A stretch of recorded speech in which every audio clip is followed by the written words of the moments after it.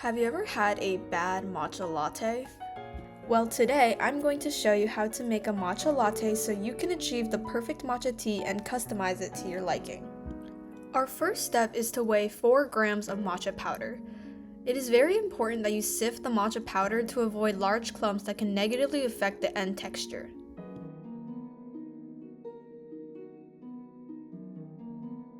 Now that we have 4 grams of matcha powder sifted in the bowl, our next step is to add about 100 milliliters of water.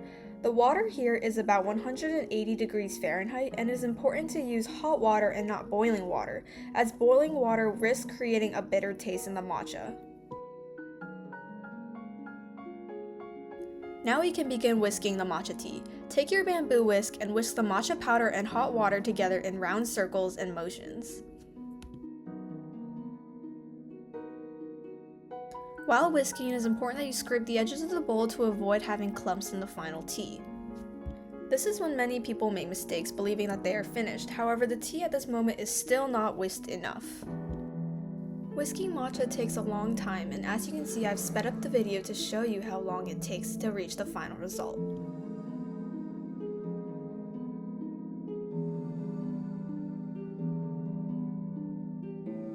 You can tell when you are done whisking when you can see a visible layer of foam on top of the matcha tea.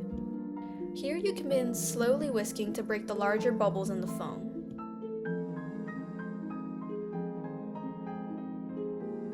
Here we have our final matcha tea. During the traditional tea ceremonies, the matcha was drank straight from the bowl.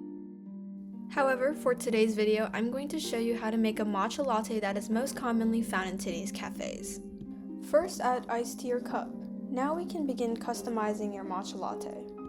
The most common types of milk used are soy milk, oat milk, almond milk, and whole milk. In today's video, I'm going to be using oat milk. For our matcha latte, we want about 160 milliliters of milk.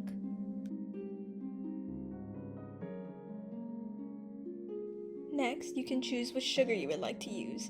I'm using cane sugar, however, honey and maple syrup is a popular option among many, and you can use however much sugar you'd like in your latte. Once you have added your sugar, make sure you mix well to ensure that the milk and sugar inside the latte are well incorporated.